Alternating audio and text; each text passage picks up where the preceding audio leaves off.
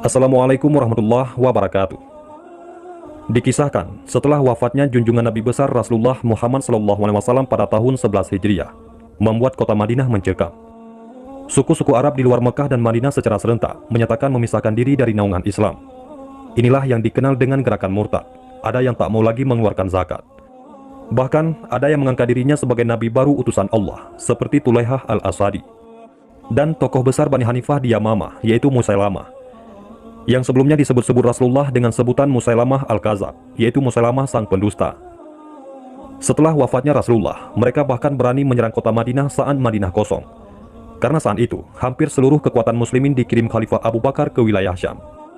Situasi Madinah yang dipandang lemah oleh suku-suku lain di Jazirah Arab, inilah yang dimanfaatkan oleh Musailamah untuk menyebarkan pengaruhnya, untuk menguasai Jazirah Arab dengan cara menyebut dirinya sebagai Nabi utusan Allah. Hasilnya luar biasa. Hampir seluruh wilayah Yamamah menjadi pengikut sang nabi palsu. Keberhasilan Musailamah ini terjadi karena hasutan Nahar ar-Rajal. Kemunculan nabi palsu, yaitu Musailamah al-Kadzab, memang merisaukan umat Islam di Madinah. Ia sudah mengikrarkan diri sebagai nabi sejak Nabi Muhammad SAW masih hidup.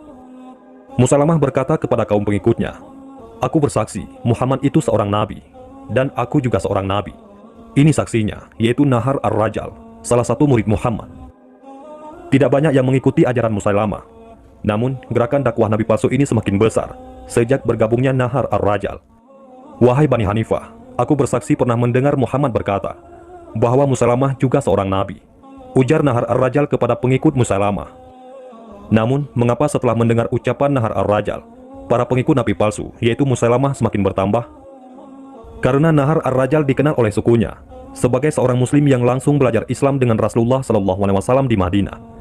Bahkan dia diutus oleh Nabi besar Rasulullah Muhammad SAW untuk menghentikan gerakan murtad kaum Bani Hanifah, dan agar menyampaikan surat Nabi SAW yang berisi bahwa Musailamah bukanlah seorang nabi, tapi seorang pendusta. Namun, ketika Nahar ar-Rajal bertemu dengan Musailamah, kenyataan yang terjadi justru sebaliknya. Nahar ar-Rajal justru terpengaruh dengan harta dan jabatan yang diberikan Musailamah sang nabi palsu itu. Dan akhirnya, Nahar ar-Rajal menyembunyikan pesan Nabi SAW bahwa Musailamah adalah seorang pendusta. Bahkan ia membalikkan fakta bahwa Nabi Muhammad SAW telah merestui Musailamah sebagai seorang nabi utusan Allah. Nahar ar-Rajal ternyata belum memiliki cukup keimanan meski ia telah berbekal ilmu agama. Ia tergoda dengan iming-iming sang nabi palsu untuk dijadikan tangan kanan untuk menguasai bangsa Arab. Ia terperangkap dalam lembah kesesatan. Musailamah sang nabi palsu justru memanfaatkan ketenaran Nahar ar-Rajal yang dianggap oleh kaumnya mengerti ilmu Islam. Akibatnya, sebagian besar masyarakat Bani Hanifah yang semula meragukan kenabian Musailamah, kini semakin memantapkan hatinya dengan mengimani Musailamah sebagai Rasul utusan Allah. Itu sebabnya para sahabat Nabi SAW di Madinah menilai Nahar ar-Rajal lebih berbahaya dari Musailamah sang nabi palsu. Sebab ia telah menyalahgunakan posisinya sebagai orang yang mengerti agama yang dipercaya masyarakatnya, justru menyesatkan kaum muslimin dari kaumnya. Akibatnya, puluhan ribu orang murtad dan beriman kepada sang nabi palsu. Orang-orang yang masih beriman kepada Nabi Muhammad SAW disiksa, dipaksa untuk beriman kepada sang nabi palsu. Ternyata fakta murtadnya Nahar ar-Rajal telah dikatakan oleh Rasulullah SAW saat berkumpul dengan para sahabatnya di Madinah, bahwa salah satu dari sahabatnya ini akan ada yang memiliki gigi geraham sebesar gunung Uhud. Rasulullah SAW bersabda bahwa nanti akan ada di antara kalian yang gigi gerahamnya jauh lebih besar dibandingkan dengan gunung Uhud di neraka. Sehingga Abu Hurairah yang mendengar sabda Nabi SAW itu menjadi ketakutan. "Ya Allah, ini berarti pertanda buruk bahwa yang ada di sekitarku ini nanti, atau bahkan mungkin diriku, akan mendapatkan kehinaan seperti apa yang disampaikan oleh Rasul." Maka orang-orang yang berada di sekitar Nabi ketika itu dicatat namanya satu persatu oleh sahabat mulia Abu Hurairah radhiyallahu anhu. Abu Hurairah ingin melihat siapakah orang yang disabdakan oleh Rasulullah yang mati dalam keadaan su'ul khatimah, yaitu akhir hidup yang jelek, yaitu Abu Hurairah radhiyallahu anhu dan Nahar ar-Rajal. Nahar ar-Rajal menjadi tangan kanan nabi palsu Musailamah. Ia selalu mendukung dan melaksanakan setiap ucapan dan perintah Musailamah, sang nabi palsu. Bahkan ia selalu memberi kabar pada Musailamah mengenai syariat Islam yang dibawa Nabi Muhammad SAW. Sehingga Musailamah sang nabi palsu meniru syariat Islam dan ayat-ayat Al-Quran dengan membuat syariat dan ayat tandingan yang diakuinya berasal dari wahyu Allah Subhanahu wa Ta'ala. Musailamah sang nabi palsu pun mengumumkan syariat baru, bahwa khamar ataupun minuman keras kini dihalalkan oleh Allah Subhanahu wa Ta'ala, dan Nahar ar-Rajal pun mendukungnya. Bahkan di depan mata Nahar Ar-Rajal, Musailamah sang nabi palsu sering bersenang-senang dengan wanita di tendanya, dengan alasan perintah wahyu dari Allah Subhanahu wa Ta'ala. Musailamah sang nabi palsu yang memang licik dan senang mengumbar syahwat ini bahkan memperdaya musuhnya. Perbuatan Musailamah sang nabi palsu mengundang keraguan pengikut setianya yang lain, sebab tindakannya sama sekali tidak mencerminkan perilaku seorang nabi. Namun Nahar Ar-Rajal tetap meyakinkan bahwa yang dilakukan Musailamah benar-benar berdasarkan wahyu. Nahar Ar-Rajal benar-benar telah menutup hatinya dari kebenaran yang sebenarnya ia ketahui. Nahar Ar-Rajal menuruti keinginan sang nabi palsu untuk menyiksa orang-orang yang masih memegang akidah Islamnya. Bahkan utusan Khalifah Abu Bakar dari Madinah, yang ditugaskan menyadarkan sang nabi palsu dan masyarakat Bani Hanifah, ditangkap dan dipaksa mengimani Musailamah sang nabi palsu. Karena ketegasan sang utusan Khalifah yang tetap pada pendiriannya, bahwa Nabi Muhammad SAW adalah nabi terakhir, dan tidak ada nabi lain setelah wafatnya Rasulullah SAW, maka sang utusan Khalifah pun dibunuh oleh Nahar Ar-Rajal. Kelakuan Nahar Ar-Rajal ini semakin membuat gerah para sahabat radhiyallahu anhum ajma'in di Madinah.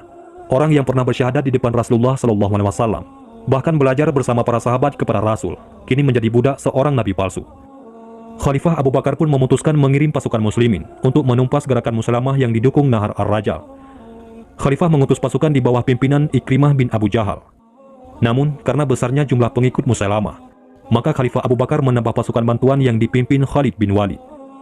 Nahar Ar-Rajal yang mengetahui keberangkatan pasukan muslimin pimpinan Khalid bin Walid merasa gentar. Musailamah sang nabi palsu pun menenangkan hati Nahar Ar-Rajal dengan mengatakan Allah pasti memenangkan pihaknya. Bagaikan tersihir kalimat Musailamah, Nahar Ar-Rajal kembali timbul semangatnya dalam menghadapi pasukan muslimin. Ia kemudian meyakinkan para pengikutnya agar tidak ragu menghadapi pasukan muslimin. Tepat di bulan Rabiul Awal tahun 12 Hijriah, 40.000 pasukan pembela Musailamah Al-Kahzab berhadapan dengan 13.000 pasukan muslimin pimpinan Khalid bin Walid. Namun keesokan harinya saat dua pasukan kembali berhadapan, kebohongan Nahar Ar-Rajal mulai terungkap. Setelah pasukan muslimin meneriakkan fakta tentang Nahar Ar-Rajal yang mengkhianati Nabi Muhammad SAW yang telah mengirimnya untuk menyampaikan kebohongan Musailamah sang nabi palsu. Hal ini pun mengundang kemarahan para pengikut sang nabi palsu yang merasa telah ditipu Nahar Ar-Rajal sehingga tersesat mengikuti sang nabi palsu. Namun, peperangan tak bisa dihindari. Khalid bin Walid yang menantang duel sang nabi palsu dihalau oleh Nahar Ar-Rajal. Karena bagi Nahar, seorang nabi tidak pantas untuk melayani tantangan. Sekalipun para pengikutnya meminta sang nabi palsu untuk melayani tantangan Khalid bin Walid. Akan tetapi, berbagai alasan keluar dari mulut Nahar Ar-Rajal dan sang nabi palsu Musailamah yang hina dina ini. Pertempuran dahsyat pun terjadi. Inilah perang Yamamah yang diabadikan dalam sejarah sebagai perang melawan kaum murtad terbesar dan terdahsyat. Pasukan muslimin berhasil mendesak kaum murtad. Nahar Ar-Rajal yang semakin terjepit. Sebuah panah yang dilepaskan pasukan muslimin berhasil mengenai dirinya. Kaum murtad pun terdesak hebat hingga berlindung di balik benteng. Puncaknya sang nabi palsu Musailamah tewas mengenaskan di ujung tombak Wahsy. Kematian Nahar Ar-Rajal dan Musailamah mengakhiri perang Yamamah. Kaum murtad yang selamat pun sadar dan kembali ke pangkuan Islam. Mereka menyesal telah terseret dalam kesesatan akibat kebohongan Nahar Ar-Rajal. Itulah kisah Nahar Ar-Rajal, seorang yang dulunya pernah belajar ilmu langsung dari Rasulullah SAW. Namun, karena keimanannya belum cukup kuat, maka dia sangat mudah terpengaruh oleh kesenangan duniawi. Assalamualaikum warahmatullahi wabarakatuh.